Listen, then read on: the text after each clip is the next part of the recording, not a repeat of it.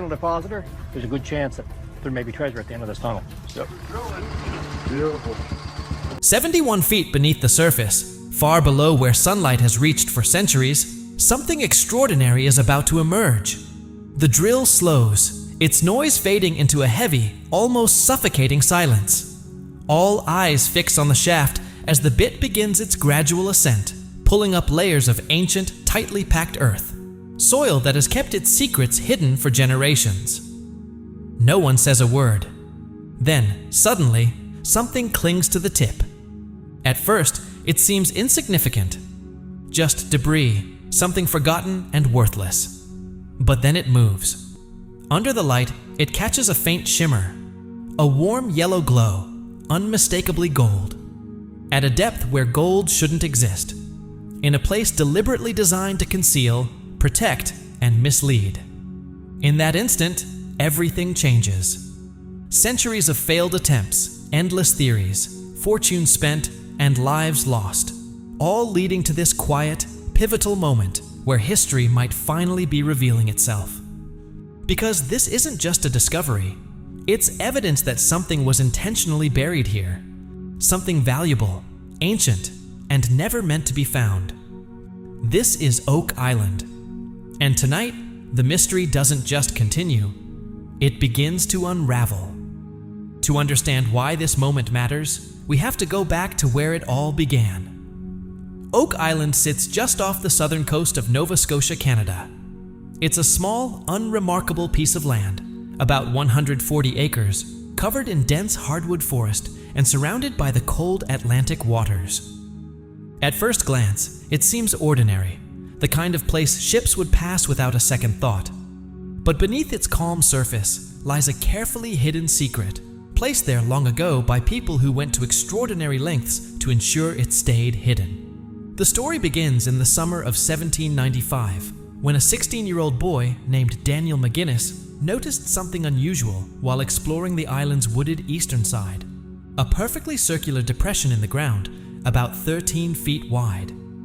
Above it, hanging from the branch of an old oak tree, was a tackle block, equipment used for lifting heavy loads. It didn't belong there. Curious, Daniel returned the next day with two friends, and they started digging. At 10 feet, they uncovered a layer of carefully arranged oak logs. They removed it and continued. At 20 feet, another layer. At 30 feet, the same. Every 10 feet, the pattern repeated. This was no natural formation. Someone had engineered this shaft, layer by layer, then sealed it. The deeper they went, the clearer it became. This was something deliberate. With more help and better tools, the excavation eventually reached 90 feet. That's when they discovered a stone carved with strange symbols, a coded message. It would take years to partially interpret, with some believing it carried a chilling claim. 40 feet below, 2 million pounds are buried. But before they could go any further, disaster struck. Without warning, the shaft flooded, rapidly and forcefully, filling with seawater overnight. This wasn't an accident. It was a trap. Whoever built it had created flood tunnels from the nearby beach, designed to activate if anyone got too close to the bottom. That was the first failed attempt, but far from the last. Over the next 2 centuries, more than 60 expeditions would come to Oak Island. Engineers, investors, and treasure hunters, some driven by logic, others by obsession, all faced the same challenges: flooding, collapsing tunnels, extreme depth, and engineering that seemed far ahead of its time. Yet clues kept appearing. Fragments of parchment with writing, pieces of gold chain, ancient wood buried at impossible depths, even human remains. But the main prize, the supposed vault, remained just out of reach. 6 people have lost their lives searching for it. And according to legend, 1 more must die before the treasure is revealed. Years later, 2 brothers, Rick and Marty Lagina, first learned about Oak Island as children, reading a magazine story that stayed with them for life. When they returned, they weren't dreamers. They were determined professionals, backed by scientists, archaeologists, and modern technology. They replaced guesswork with data and hope with method. And now, that method is finally producing results. At the center of their efforts is the garden shaft, located in the heart of the original money pit area. Reaching depths of around 80 feet, it has recently been reinforced and rebuilt by expert contractors specializing in deep excavation. But what makes this shaft so important isn't just its location, it's what's been found in the surrounding water. For the first time, readings are different. Water samples from the area show unusually high concentrations of dissolved gold, levels that shouldn't exist unless there's a significant source of gold nearby. Very nearby. The team now believes the garden shaft may be only feet away from a hidden chamber, an offset vault connected to the original money pit, a space never reached before. Earlier, drilling detected a void roughly 10 feet high, buried about 60 feet underground, surrounded by gold-rich water. Now, they're going after it. From inside the shaft at a depth of 55 feet, the crew prepares to drill 12 boreholes, 3 through each wall at different angles, hoping to locate the hidden chamber and finally uncover the truth. Before drilling begins, Rick makes an important decision. Every piece of wood removed from the shaft must be preserved, labeled, and tested. Wood absorbs materials over time, and if gold has been flowing through this system for centuries, the timber itself could hold traces of it. Hidden evidence in plain sight. The drill is ready. The bit begins to cut through layers of clay, sediment, and untouched earth. 12 holes, 4 walls, and somewhere beyond one of them, a chamber no one has ever seen. Whatever has been hidden there for more than 2 centuries is finally on the verge of being revealed. The morning after the probe drilling begins, the team gathers again in the war room, this time joined by archaeologist Emma Culligan. Emma doesn't just study metals, she studies their history, how they move, how they interact with their surroundings over long periods, and most importantly, what traces they leave behind. For years, she has focused on how tiny elements become embedded in materials over time. But what she's about to reveal from the garden shaft samples is something no one expected. Using advanced XRF, X-ray fluorescence mapping, Emma analyzes the internal structure of the timber recovered from the shaft. This technique doesn't rely on estimates. It provides precise data by measuring the energy released when X-rays interact with the sample. The result? Gold, present at a concentration of 0.11%. At first glance, that number might not seem significant, but in reality, it changes everything. Gold doesn't simply appear inside wood. It doesn't randomly seep in or come from basic soil contamination. For gold to be embedded within the fibers of timber at that level, one conclusion is unavoidable. Gold-rich water has been flowing through that structure for a very long time, slowly depositing particles over centuries. This isn't just a trace. It's clear evidence of ongoing deposition. That means the water inside the garden shaft system isn't just carrying gold. It's coming from a nearby source. Not somewhere distant across the island, but close. Close in the way, a hidden vault leaks into its surroundings. Close in the way, flood tunnels connect directly to what they were built to protect. Emma runs the test twice before presenting her findings. She wants certainty. And now, there's no doubt. For Rick Lagina, this isn't just another result. It's confirmation. Years of believing that science, not legend, would eventually uncover the truth are finally paying off.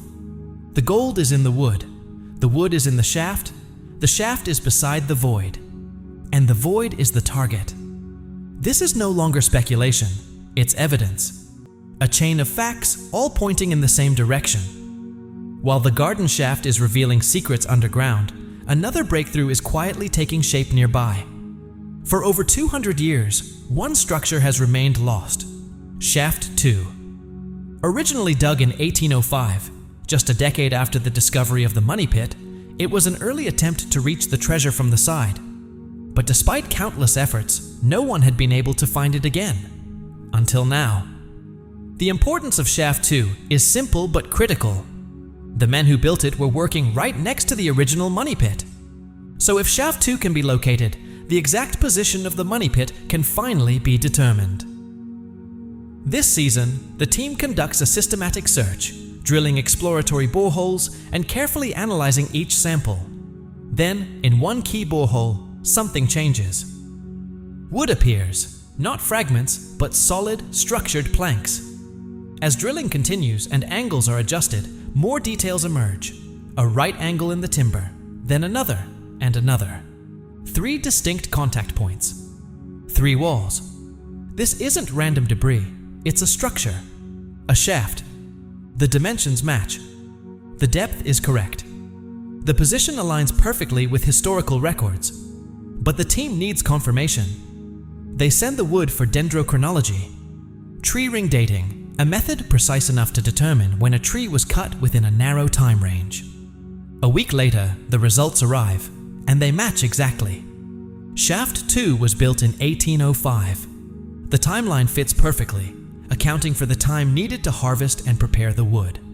Nothing else found on the island aligns this closely with that period, except the original money pit itself. Shaft 2 is no longer a theory. It's real, mapped, measured, and confirmed. When its coordinates are entered into the team's 3D model, something remarkable happens. A clear boundary begins to form, a defined circular zone, roughly 20 feet in diameter.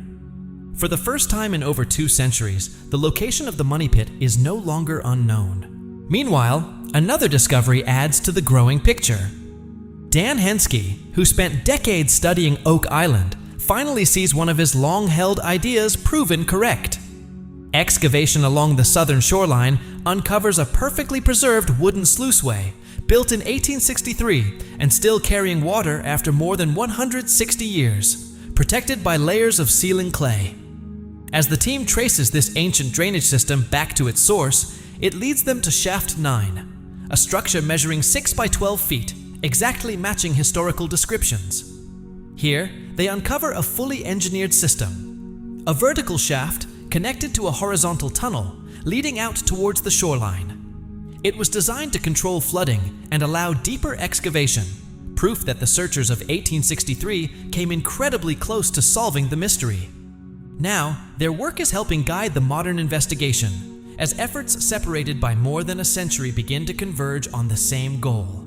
All of these discoveries, gold traces in water and wood, the confirmed locations of Shaft 2, Shaft 9, the sluiceway, and the underground void, are fed into a highly detailed 3D model of the money pit. This model isn't based on guesswork. It's built from real measurements, verified coordinates, and years of mapped structures. When all the data is combined, the result is striking. A clearly defined circle, about 20 feet wide, positioned at a depth matching the original 1795 excavation. This means the legendary money pit, first discovered by Daniel McGinnis and lost for generations, is no longer a scattered mystery. It's confined to one precise, calculated location. For the first time in more than 230 years, the search has a clear and verifiable target. With the model complete and the target locked in, the garden shaft drilling operation enters its most intense and phase yet, pushing deeper than ever before, straight toward the unknown. Out of the 12 boreholes, one has been carefully calculated to intersect the hidden void. The angle comes directly from the 3D model, and the estimated depth, between 58 and 62 feet, has been verified using earlier probe data from when the void was first detected. Every measurement has been reviewed multiple times to ensure accuracy. The drill is positioned at a 22-degree angle, aimed southwest. As the operator activates the hydraulics, the bit cuts into the shaft wall, pushing through dense clay and packed sediment. The pressure gauge rises steadily as the drill grinds through the solid earth. Everything feels normal at first, just the expected resistance of untouched ground. Then, suddenly, the pressure drops. Not gradually, but instantly. The kind of drop that only happens when solid ground gives way to empty space. It's a clear sign that something hollow lies ahead. The void is exactly where the model predicted, 61 feet southwest of the garden shaft. What was once just a theory is now real, confirmed, and physically reached for the very first time. The operator pauses. Then, just as quickly, the pressure begins to rise again. There's something beyond the void, something solid, something different from the surrounding earth. Slowly, the drill is pulled back. It moves through the empty space, back through the shaft wall, and finally emerges into the light. And on its tip, there's something unexpected. A crew member carefully takes hold of it, instinctively treating it as something important. It's small, dark, and coated in thick mineral buildup, layers formed over centuries. But when light hits it, the color beneath becomes clear, a warm, unmistakable yellow. Emma Culligan steps forward with the XRF scanner and runs the test right there inside the shaft. The result appears instantly: gold.